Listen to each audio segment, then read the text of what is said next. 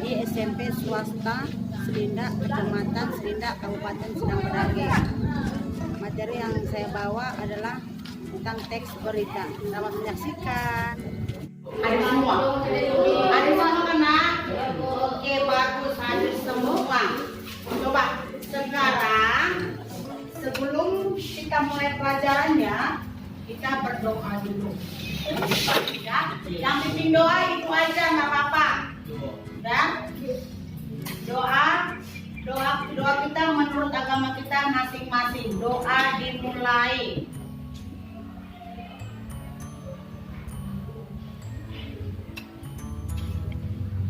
Doa selesai. Sekarang kita mulai pelajaran kita yaitu teks berita. Sebelum kita belajar kita bisa bernyanyi ya? Bisa bernyanyi lagu Pancasila enggak? Oke, kalau bisa sekarang kita mulai. Garda Pancasila, semua itu perlu tahu ya kan? Mulai dari SD tahu kan? Mulai 1, 2, 3 ya. Garda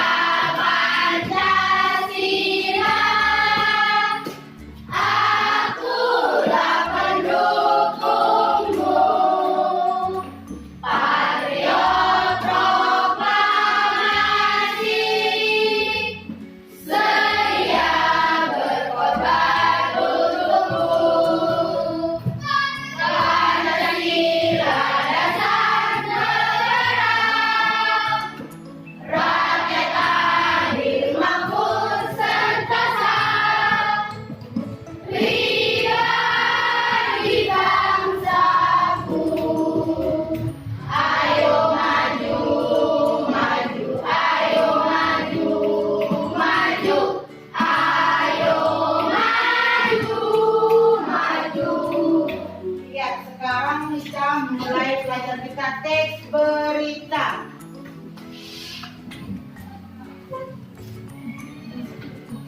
Pembelajaran siswa mampu merumuskan rencana dan data dan informasi dalam bentuk berita. Yang kedua, melalui kegiatan pembelajaran menggunakan pendekatan dengan model pembelajaran bahasa learning, siswa mampu menyusun teks berita dengan tepat. Yang terakhir, melalui kegiatan pembelajaran menggunakan pendekatan dengan model pembelajaran project based learning, siswa mampu menyajikan teks berita secara lisan dengan memperhatikan aspek lisan. Coba, di sini ada katanya tentang teks berita. Di situ apa yang dimaksud dengan teks berita? Coba, beda berita dengan teks berita. Iya, kalau berita itu apa di situ? Berita adalah informasi seputar peristiwa atau luar biasa yang terjadi pada suatu waktu atau aktual. Baru yang teks berita adalah teks yang berisi informasi suatu peristiwa atau kejadian secara faktual atau berdasarkan kenyataan. Nah, berarti berita sama teks berita berbeda apa enggak artinya? Kalau berita tadi dia informasi seputar peristiwa doang. Udah yang terjadi. Kalau teks berita, teks yang berisi informasi suatu peristiwa atau kejadian secara faktual. Coba lihat lagi, lihat. Di situ gambarnya ada. Teks berita itu biasanya bisa kita dapat dari mana saja? Hah? Dari HP bisa. Di gambarnya kena? Iya, dari koran bisa. Ya kan? Itu bisa kita tahu dari berita. Apakah dari dua itu aja? Di televisi bisa, dari radio bisa kan? Berarti banyak kita dapat berita. Udah? Coba, di sini ada ciri-ciri teks berita. Ada berapa poin nak? 1, 2, 3, 4. Yang pertama, faktual dan objektif, yaitu peristiwa yang diberitakan mengandung kebenaran atau merupakan sesuatu yang benar terjadi, bukan opini atau gagasan penulis. Yang kedua, aktual, yaitu peristiwa yang diberikan masih segar atau baru terjadi bukan peristiwa lampau. Berarti ini pengertiannya peristiwa yang baru, bukan yang lama-lama kan? Baru yang keempat, kronologis, yaitu penyajian alur peristiwa dilakukan secara berurutan. Yang terakhir, bahasa mudah dipahami, yakni menggunakan kalimat yang singkat, padat, dan jelas. Nah, itulah kalimat yang mudah dipahami. Inilah ciri-cirinya. Cirinya berapa, Nak? Ada ciri-cirinya ada 4. Yang pertama faktual objektif, yang kedua aktual, yang ketiga kronologis, yang keempat bahasa mudah dipahami. Kita lihat lagi, lihat unsur-unsur beritanya. Di situ ada unsur beritanya, ada berapa nih? 6. Ada 6. Yang pertama apa? Yang kedua gimana? Yang ketiga apa? Yang keempat siapa? Yang kelima bagaimana? Di sini katanya pengertian apa itu peristiwa yang terjadi atau diberitakan.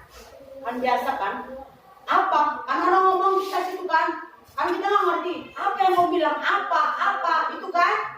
Baru yang kedua, di mana? Di mana? Itu maksudnya tempat terjadinya peristiwa yang diberitakan. Contohnya, ceritanya. Tadi sekolah gini. Di mana? Pasti pertanyaan itu kan? Pernah gitu gak ceritanya? Contohnya si Polang tadi mencuri di sana, di mana? Nah, pasti kita tanya langsung di mana tempat pencuriannya itu kan, Mas? Iya, lihat yang ketiga, kapan? Kapan? Waktu terjadinya peristiwa yang diberitakan. Contohnya, besok kita dalam minggu ini mengadakan perlombaan. Kapan, Bu? Nah, kan pasti nanya kapannya, maksudnya maksud kapan harinya gitu kan? Nanya harinya kapan, Bu? Pasti pernah kan dilakukan itu? Pernah kan? Ya, baru yang keempat, lihat. Yang keempat, siapa? Pihak pelaku tokoh yang terlibat dalam peristiwa yang diberitakan. Boleh. Siapa? Contohnya tadi ada yang mencuri sana ya. Siapa? Nah, kan siapa yang mencuri gitu kan? Pasti langsung bertanya siapa? Itulah beritanya tadi. Lalu yang kelima, mengapa? Mengapa itu maksudnya alasan penyebab terjadinya peristiwa yang diberikan. Ini mengapa? Penyebabnya itu kan bisa. Tadi si Polan jatuh, tadi si Dudi jatuh di sana. Kenapa? Mengapa? Kita juga karena anjing lewat, ya kan? Ya kan? Kita juga karena kencang-kencangan belum sama teman. Baru yang keenam. Yang terakhir apa, Nak? Bagaimana itu cara atau proses terjadinya peristiwa yang diberitakan. Coba ini, ada lagi struktur teks berita. Ada berapa poin struktur teks tersebut? Ada 4. Yang pertama, apa? Berita. Yang kedua, teks berita. Yang ketiga, iya itu. Yang keempat, kaki berita. Iya, kaki berita. Coba yang pertama katanya kepala berita itu yaitu judul berita utama. Baru yang kedua, teras berita merupakan pembuka yang berisi inspirasi berita atau memuat beberapa poin adik simba. Yang ketiga, tubuh atau body, yaitu bagian isi uraian lengkap yang menjelaskan seluruh unsur adik simba. Yang terakhir, kaki berita, yakni bagian penutup yang berupa simpulan atau penegasan ulang. Berarti struktur teks berita tadi ada 4 Kita lihat lagi ya, coba. Di sini ada juga unsur kebahasan teks berita. Di sini ada berapa poin? 5. Ada 5. Yang pertama menggunakan kata kerja pewarta, yang kedua menggunakan kata keterangan waktu lampau, yang ketiga menggunakan kutipan langsung dan tidak langsung, yang keempat menggunakan bahasa baku, netral dan objektif, yang kelima menggunakan makna denotatif. Berarti unsurnya ada 5. Udah, itulah teks berita tadi. Coba sebelum itu, tadi udah poin-poinnya udah tahu semua kan. Sekarang kita melihat videonya tentang teks berita.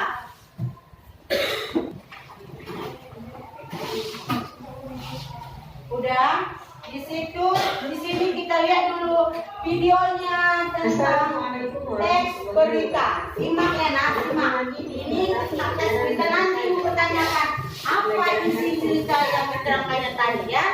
Simak. Sebab yang akan dibahas yaitu menyusun teks berita. Yuk kita awali pembelajaran dengan membaca yang perlu dilakukan dalam menyusun teks berita adalah yang pertama, menentukan topik atau peristiwa. Yang kedua, mencari sumber berita dan menyusun kerangka berita. Yang ketiga, melakukan wawancara dan mengembangkan kerangka.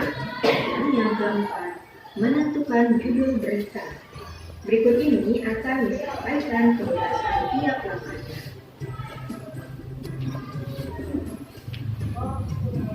Langkah yang pertama yaitu menentukan topik atau peristiwa. Pada tahap ini, penulis memilih satu topik atau peristiwa yang aktual, faktual, dan fungsional yang bisa dijadikan sebuah berita. Karena berita bersifat aktual, maka topik yang dicari berasal dari peristiwa yang terkini, masih hangat dan baru saja terjadi. Topik berita bisa dari berbagai bidang. Peristiwa yang terjadi bisa dari bidang kesehatan, pendidikan, ekonomi, politik, maupun olahraga. Maka di sini disebutkan satu contoh topik yang aktual berupa berita mengenai COVID-19. COVID-19 ini bisa kita tentukan mau kita cari dari bidang apa untuk bisa dijadikan sebuah berita. Nah, di sini Miss contohkan dari bidang pendidikan mengenai PJJ di masa pandemi, yaitu pembelajaran jarak jauh di masa pandemi. Jadi bagaimana sih kebijakan pemerintah mengenai penerapan pembelajaran jarak jauh saat pandemi? Nah, peristiwa ini bisa dijadikan sebuah topik dalam berita. Langkah yang kedua adalah menyusun teks berita, yaitu mencari sumber berita dan menyusun kerangka berita. Terdiri dari dua tahap. Yang pertama, penulis menentukan narasumber yang bisa memberikan informasi secara tepat peristiwa yang akan diberitakan. Setelah kita menentukan topik mengenai PJJ di masa pandemi tadi, kita bisa menentukan narasumber yang tepat untuk bisa memberikan informasi lengkap terkait topik tersebut. Misalnya di sini kita akan menentukan narasumber yaitu Menteri Pendidikan, karena topiknya berhubungan juga dengan sistem pendidikan saat pandemi. Berikutnya, penulis membuat kerangka berita berupa pertanyaan-pertanyaan terkait 5W+1H yang bisa ditanyakan saat mewawancarai narasumber di tahap berikutnya.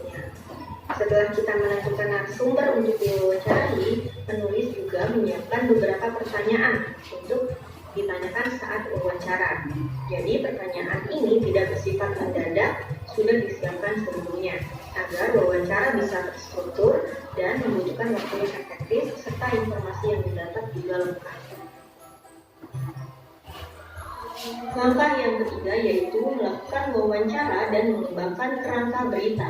Terbagi lagi menjadi dua tahap. Yang pertama, penulis mewawancarai narasumber untuk mendapatkan informasi terkait peristiwa yang akan diberitakan. Sebelumnya kita sudah menentukan narasumber yang ingin diwawancarai dan pertanyaan-pertanyaannya sudah disiapkan. Setelah itu, penulis dapat mengembangkan kerangka dari informasi yang diberikan narasumber menjadi paragraf yang utuh sehingga menjadi sebuah berita. Setelah kita mewawancarai dan mendapatkan informasi dari narasumber, penulis bisa menyusun informasi tersebut menjadi paragraf berita yang utuh. Langkah yang terakhir yaitu menentukan judul berita. Setelah mengembangkan kerangka hingga menjadi berita yang utuh, penulis menentukan judul berita. Judul berita dibuat secara singkat, padat, jelas, dan menarik. Biasanya ketika kita ingin menulis teks, misalnya cerpen, drama, ataupun prosedur, tahap menentukan judul ini berada di awal. Tetapi untuk di teks berita, menentukan judul bisa di akhir. Karena judul pada berita dibuat semenarik mungkin. Setelah seluruh teks selesai dibuat, maka kita bisa menentukan judul apa yang kira-kira tepat terhadap berita tersebut. Nah, berikut contoh judul berita berdasarkan topik yang sudah ditentukan di tahap sebelumnya, yaitu judulnya Tahun Pelajaran Baru, Pembelajaran Jarak Jauh atau PJJ masih diperpanjang hingga waktu yang belum ditentukan. Jangan lupa untuk penulisan judul menggunakan huruf kapital, kecuali ketika ada kata depan atau preposisi. Contoh kata depan di judul ini yaitu ada kata yang, maka tidak menggunakan huruf kapital. Ya, itulah keempat langkah dalam menyusun teks berita.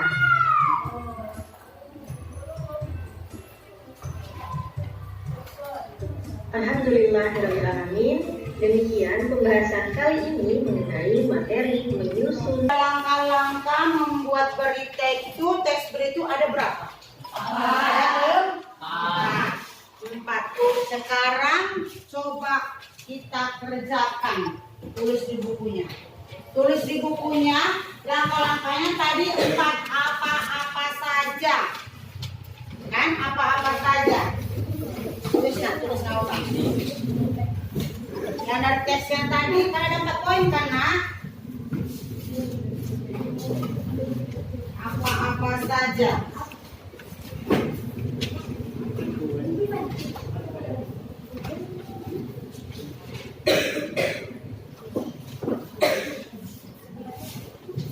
Dari teks berita tadi ada 4 poin. Apa-apa saja.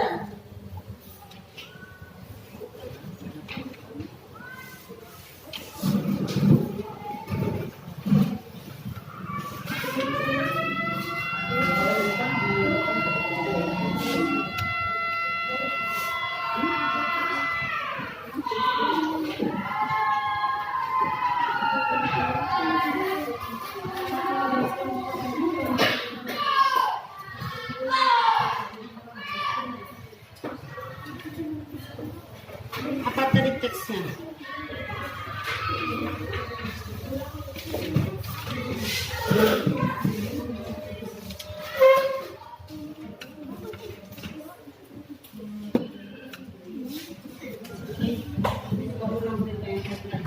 Ya karena langkah-langkahnya coba itu kerjakan dulu. Langkah-langkahnya.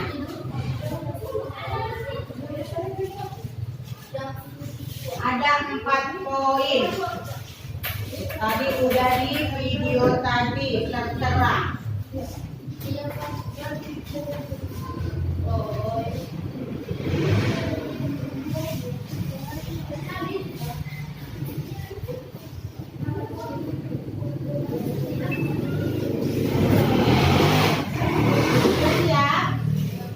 Kalau udah siap, coba ibu suruh. Pertama aja, depan bukunya. Langkah-langkah menyusun teks berita. Apa yang kamu tulis?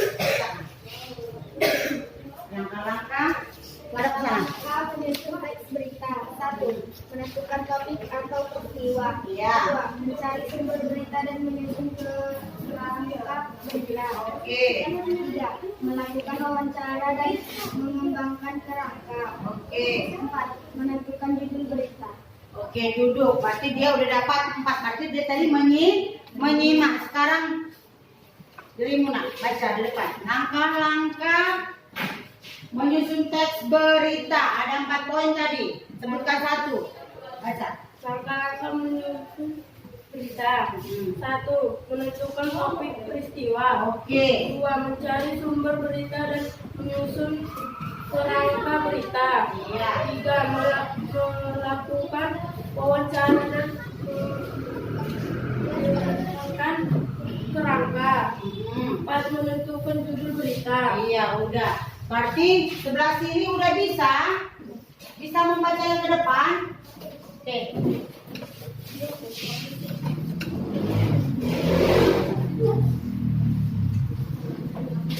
Langkah-langkahnya berdua ya. Langkah-langkah menyusun berita. 1. Menentukan topik atau peristiwa. Iya. Mencari sumber berita dan menyusun kerangka berita. Oke. 3. Melakukan wawancara dan mengembangkan kerangka. Oke, yang keempat terakhir. Menentukan judul berita. Iya, duduk. Semua udah mengerti ya karena dari teks tadi apa saja langkah-langkah menyusun teks berita. Sekarang udah mengerti semua kan? Udah?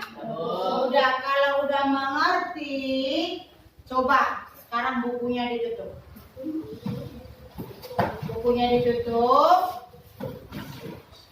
Pelajaran kita ini hari selesai, besok lanjut lagi bahasa Indonesia. Ada kan besok jam bahasa Indonesia? Ada. Besok kita jumpa lagi di jam bahasa Indonesia. Sebelum kita pulang, Ibu suruh ke depan membawa doa.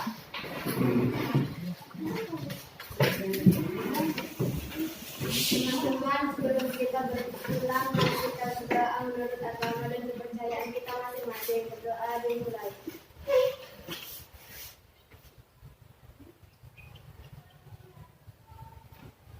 Doa selesai. Selesai.